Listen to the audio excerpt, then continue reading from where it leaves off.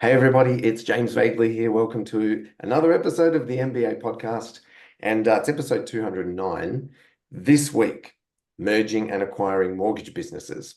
We'll call this a little bit more of an advanced strategy, but a very good one. If you do it well, it's not for everyone, so stay tuned. As always, I've got Ash with me. How are you, my friend?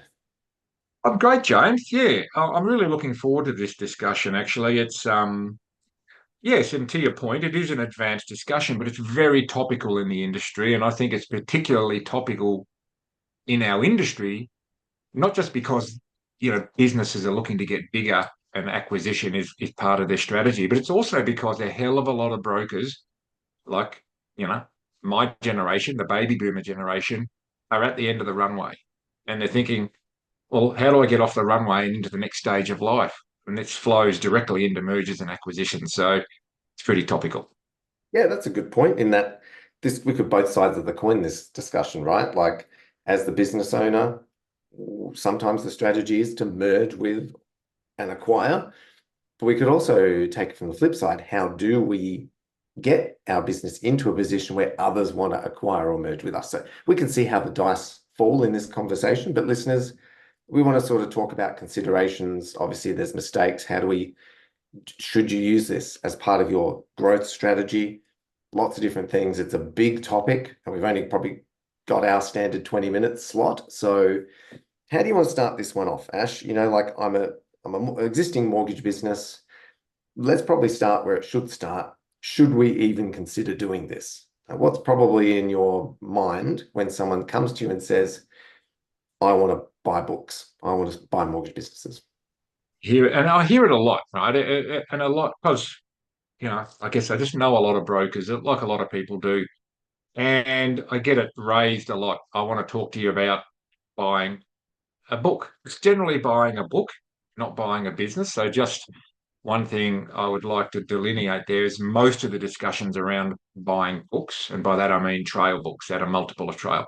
It is emerging more that more and more people are looking at buying businesses as going concerns, and this sort of feeds into the topic of this month about building a business versus building a trail book. Separate discussion, but to answer your question, I generally respond to it with the following question.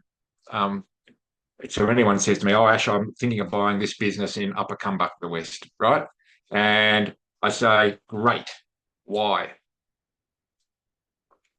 And more often than not, they don't have an answer, or not an answer that makes sense. So this is the point. Just because you can buy a trail book doesn't mean you should. Right? So for me, and what I would follow on with this discussion is, well, let's have a look at your strategy. What are you trying to achieve with your business? Where are you going with your business? And then does acquiring either a book or a business or multiple books or businesses make sense with your strategy? Right? So that's where I would always start. Right? So let me give you an example, James. So let's say, I don't know, I'm a mortgage broker, business owner, and I've come up with a plan that says in 5 years, I want to sell my business for $10 million, right? Big, hairy goal. Currently, my business is worth $1 million, right? And I've worked out, you know what? In order to sell it for 10 million, my book needs to be this size, right? And you come up with a strategy that says, you know what? I'm going to have this twofold strategy. Part one is I'm going to build a business where I can do high volumes of loans so I can build up my trail book as quickly as possible. That's number one. Number two, I'm going to buy trail books that are cash flow positive that I can feed into my business and integrate that gets me to my target faster. So that would be a good answer. Buying a suitable book and integrating it into my business gets me to my goal faster. That's a good answer, right? That Mm. would be one answer, right? Another answer might be simply because it's cash flow positive. I mean, most brokers know, if you borrow against the book to fund it, and you retain the book reasonably well, it pays itself off in a couple of years, more or less, depending on what you pay. Right. So most brokers look at it and go, you know what? If I can bring this book in, I pay $200,000 for this book. borrow money, and based on the cash flow coming in from it and writing a few more loans, I should pay back the money I borrowed, which might have been 60% of the money. I can pay that money back inside 2 years and I can own this trail book unencumbered. There is some merit to that, James, right? And I'll throw back to you in a sec. There is some merit to that, but I would also counter with the question, which is, well, why do you want more cash flow? Why do you want more cash flow? So I can what? Hire more people, pay myself more money. These, why are you understand why are you buying a book and why are you saying us to do more cash flow? So you can do what? Mm. So that's the whole discussion around travel. So I guess I'm using an avatar in this discussion, James. That's your, I guess, your reasonable, ordinary sized broker that might have a book already of a couple of 100 million themselves. They've been operating for 5, 10, 15, 20 years. They know the game, and people knock on their door, or they know people, or their aggregator, and says, "Oh, we've got this book that's potentially for sale. You might be interested." So I'm talking about that type of situation. I'm not talking about like a big public company, or a group of accountants, or someone else saying, "Oh, we want to buy all these trail books as an investment strategy." Right? I'm not talking about that. Right? That's a totally different thing. I'm talking about your ordinary garden variety broker going, you know what, I want to buy a trail book when I talk to you about it. Mm. Yeah. I think, is that reasonable? That's most discussions around buying and selling trail books um, fit that parameter. Oh, 100%. Yeah. And I love that you started as well with making this distinction between buying and acquiring or merging with books versus a business, because you're right, they're two completely different things. And most brokers would consider acquiring or merging, well, that's the book. So we're focusing on that to begin with. Um, and yeah, of course, it starts with why, as you said. And I would also add that, as you said, like, why are you doing it? For a particular end game, because it's part of your strategy. Um, but it's true, it is a strategy in itself, right? Like, in the same way we could add in other strategies like um, digital marketing. Let's just pick that one because it's a bugbear of mine, as you know, Ash. So let's say digital marketing. I think buying a book becomes a bit of a shiny object syndrome in some ways. I'll buy a book because now I'm big enough, I've got the cash flow, why not? I'll start digital marketing because that's what you got to do next, Um, but to add to your point of, you have to know why you're doing it and does it fit your strategy. I think our listeners all also need to know it is its own strategy. Like, to buy a book has to fit your strategy, but you need, like, your business has to be set up to handle it. So if I use the analogy of digital marketing, most brokers are used to dealing with word of mouth and referrals. Most mortgage businesses are not set up to convert online leads. It's completely different workflow and beast if you want to convert online leads. Most brokers don't realize this. And I think you could say something similar for buying a book. Okay, let's buy this book. Great. It means cash flow. It's like, hang on.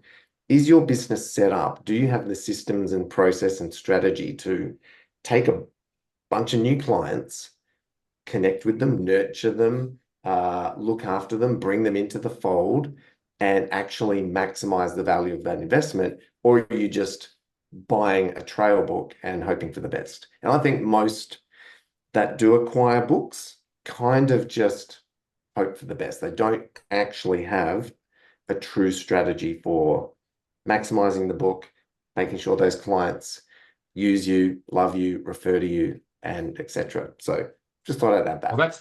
that's the spray and pray strategy, right? Which you might get lucky and hit the target. So, but I want to counter that with what I think, in my opinion, if I can put it out there, the two most common and uh, normal or viable reasons that you would be looking to buy a trail book. And in my mind, and people, you get on social media and challenge me on this. I'm happy for you to. But the two reasons that I think are the most viable are, number one, because it's part of a geographic spread strategy, i.e., you might operate in some regional city in Australia, right? And you've built a model that's about addressing the needs of regional people, and you've got a proposition that's focused on that audience. And you want to expand to other regional cities. And you go, you know what? I want to recruit a broker there, and I also want to hit the ground running. So you go to the market, you find a broker that you can convince to sell and maybe even stay on as a consultant for the first year, because local representation is important in regional cities. But you also get cash flow day one. So you can fund the cost of the expansion through the cash flow of the trail book.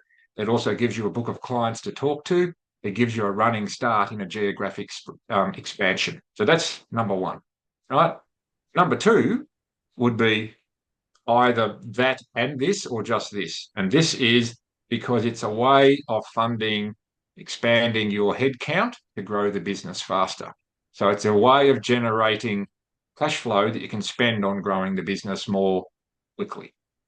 Now, you could go and borrow money to do that, and plenty of brokers do. They'll gear their trail book to release capital, or sell some of their business to release capital to grow faster. But another way of doing it, of course, is to buy a trail book, work out the numbers, and realize that, okay, if I buy this trail book and I borrow this amount of money, that gives me 10 grand a month of free cash flow. That 10 grand a month, I can put half into marketing and half into hiring 2 more VAs offshore to expand my business growth. So they're the two primary reasons, maybe both of them sometimes, but they're the two primary reasons I think any broker should be looking at a trail book and going, does this make sense on one or both of these parameters? I love that. That's ninja. I had another one, Ash, is slightly different, but I sort of think of this as a marketing problem. Like, why acquire a mortgage business? And by business, we're starting with just the book. It's like, let's say my skill set was marketing. Why would I buy a book? Like, I'd look at the numbers and go, it costs me X to acquire a client. That's probably far less than buying a book. So, but if your skill set is not in marketing and client generation, it's a very smart strategy to go buy the clients. That's really what we're doing, is we're able to buy clients with a positive cash flow strategy. Like, okay, you got to borrow the money to pay for the book, but it's essentially you're getting paid to get new clients that can potentially refer and generate business for you. So depending, again, like our last two episodes, Ash, going back to, well, what's the skill set of your business? Where is it lacking? And is this a good strategy to get you forward? I think considering acquisition cost and marketing in there is also another key component. Let's go back to merging and acquiring the businesses aspect for a couple of minutes, Ash. So acquiring mortgage businesses, we've started to talk about books, just buying the book. Let's talk a little bit about, well, why would buying a book is essentially you're buying clients, you're buying the trail, but buying or acquiring a mortgage business, now you're actually acquiring systems, IP, tech, and more. So maybe let's talk a little bit about why a business would look to acquire another business, or maybe even merge with it, because we've helped clients do this as part of the strategy. Let's talk about that for a few minutes. Yeah, it's a really good one. And this can be an area of significant confusion for mortgage business owners, right? So why would you buy a business as opposed to buying a book? Because obviously when you buy the business, you get the book. So generally, why would you pay to buy a business, which is generally, James, based on a multiple of EBIT or a multiple of profit, right? So that's that strategy of building a business that you can sell for a multiple of profit. So your focus becomes building profit, building systems so that somebody will pay you a multiple of that profit based on the certainty of it continuing into the future, right? That's the very simple ABCs of that model, right? People will pay a premium if they see proof that that model continue into the future and continue to generate that level of profit. So why would you want to buy or merge with that business? Well, it can fit all of those categories, right? Which is, I'm buying a team, right? I'm buying a successful operational team that will continue on with the business. That's potentially number one. It also is the geographic expansion quite often. But often, and what I've seen play in the marketplace, and we might even talk about this at another time, is businesses will buy, you mentioned it, you called it IP, it's the intangible assets of the business. And this is what I say, if you pull this strategy off successfully, somewhere between 60 to 80% of the value in your business, in the business sale transaction, is trapped inside intangible value. It's not your trail, it's your intangible value. And that's what we would call under the hood, right? When a buyer goes, you know what, you want to sell me your business, you say you want $1 million, your trail book's only worth 500,000, but you want $1 million. Okay, let me have a look under the hood. What's under the hood? Okay, systems, processes, brand, people, contracts, referrers, lead flow, quality of the database, decentralization away from the key people. These are the things that a buyer will always look at that will determine what multiple of profit you get, right? So this is where selling or buying a business becomes a much bigger game play than just purely selling a trail. And I think a lot of brokers, and I've seen some transactions with some of the people we've worked on or with James, they're in discussions with a seller, and the seller is trying to sell them the business at a multiple of profit. But when you break it down, when you're buying the business, are all the people coming? No. Are all the clients, are the clients tied to the founders, i.e. if the founders leave, they leave? Quite often, yes. How strong's the brand? All of these things, when you look at them, the transaction starts to break down. So there is this disparity between vendors thinking they can get a higher value for the business because the business itself is valuable. But a buyer that's going to part with money looks at it and goes, well, what's the certainty of that profit continuing on an upward arc? And they find out it's actually not very certain. And as soon as it's not certain, listeners, guess what happens? The buyer transfers the risk away from themselves and back to the seller.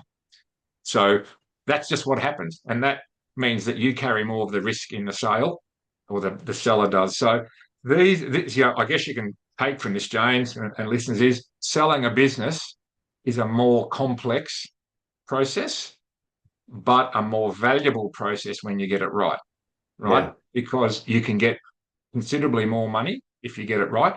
But the other thing too, James, and we speak about this a bit, is, and I think this is what happens with a lot of business owners, they want to see their business continue. It's my baby.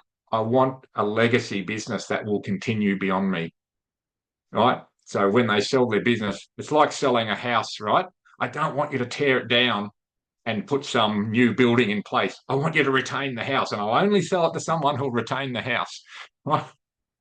Sort of that sort of metaphor. And I think for some business owners, that's really becomes an important issue for them, is I want my business to continue as well. Right. So all of these things are at play when you start talking about acquiring a business, because the topic of this discussion, right, merging and acquiring mortgage businesses. So a business, if you're listening to this and you're on the buying side of this discussion, definitely get on the phone, get some help. There's not many people who work in this space that understand it. There's plenty of business professionals out there, but the mortgage industry's got the uniqueness to it that really needs to be addressed when you're trying to ascertain what the true value of a business that you're looking to buy actually is, and does it make sense for my strategy? Like, do I want an office over there with those people and keep that brand? Or do I really just want the customers? Right, as you said, I really just want a flying start with a customer book. The other thing too, James, just before I hand it back to you, is, and this might be useful for listeners, is often buying the customers is a strategy that businesses outside the mortgage industry use.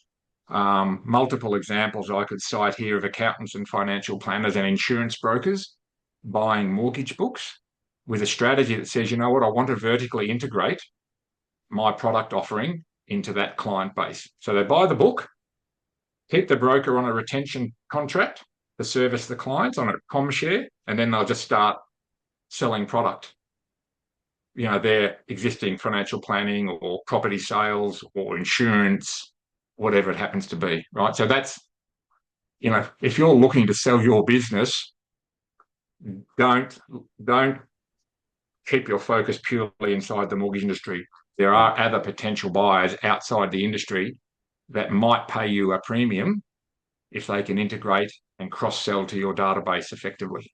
Yes, that's very true. Yeah, when with some of our more advanced clients, Ash, we talk about the end game and different matrix of exits, and why are you doing it? What's your end game opportunities and things like that? And we force people to look outside the box with it. But yeah, it's a really deep topic, obviously, merging and acquiring, whether it's just books or the whole business. But yeah, I think as my summary, I like what you said before a little bit about, what are you actually, why are you doing it? And what are you buying? Are you buying cash flow? Are you buying location? Are you buying a skill set? You might acquire a mortgage business because you could benefit, there would be synergy between your team and their team, or your systems and their systems. So most brokers just think of the book and a multiple of trail. But if you're building a mortgage business, you're more advanced and you're thinking, you've done an analysis of your business. What's lacking? Am I lacking management? Am I lacking a really experienced broker team? Am I lacking, well, just clients to service? Am I lacking parts of a marketing ecosystem or a client care system? Well, you can go and build that yourself, or you could buy it. You can buy customers, you can buy someone else's system and just drag and drop it, or you can go about building it yourself. So I think that's where it comes back to the 101 of it, Ash, is, if you're not great at marketing and someone else has got a marketing ecosystem that's working, you can buy their business, which includes that, and will probably also have a trail. So I think it's a really, really smart strategy as an overall concept, but it's most likely only going to be for those that are actually building businesses. So if we go back, to the start of this month's episodes with the profitable business model, and you've determined that this is where I'm going, I don't think a supported broker is necessarily going to bother with buying books. They're probably not going to have the skill set and the time and resources to maximize that book. They might at a small scale, but yeah, we're kind of opening a can of worms with this, Ash. Maybe I'll just tie it with a bow and say, look, sorry, listeners, really complex topic to do in 20 minutes. Just don't do anything before you get the right advice, because it's a minefield. And Hasten slowly. That's what I was going to suggest, James. Hasten slowly. Like anything in life, if you miss out on this transaction, the next one will probably be better. So hasten slowly, get good advice, get a 360-degree view, understand what you're trying to achieve. And my sort of last summary, and we might talk about this in another episode, but a couple of the clients we've worked with on this strategy in the past have sold their business on a high multiple of trail. Actually, it was on a multiple of earnings, but it equated to a high multiple of trail, somewhere in the double digits multiple of trail. Go figure. But the reason this person got such a great outcome was because they sold systems and processes and teams to another broking business that had great market presence, great salesmanship, great ability to generate customers, but hadn't developed systems and processes and didn't have a team. So they paid a premium to import and integrate really well developed systems and processes and methodologies, which is a win-win. The buyer got a great outcome because instead of spending 2 or 3 years building it themselves, they just paid a premium and imported it. And the seller got a great outcome because he got way more money than you can believe and went on to his next act in life, which was, something else. yeah. Oh, it's very cool. Yeah. And it all starts with, why? Think outside the box, because there's lots of dimensions to this that you might not be considering, listeners. So again, if you're more advanced, you're looking or considering these strategies, highly recommend giving us a buzz and mapping it out before you do anything. That's what we do. So yeah, I mean, we're going to roll out and round out, I should say, this month, next week, with a case study in the drive growth space. We're going to be talking about maximizing your end game. So this is all on the same theme this month, and I think next month, next week, you won't want to miss it. where we round out our drive growth discussion. So until then, Ash, stay cool, listeners. Stay cool. We'll see you next week. Of this topic, James. See you next week. Ciao.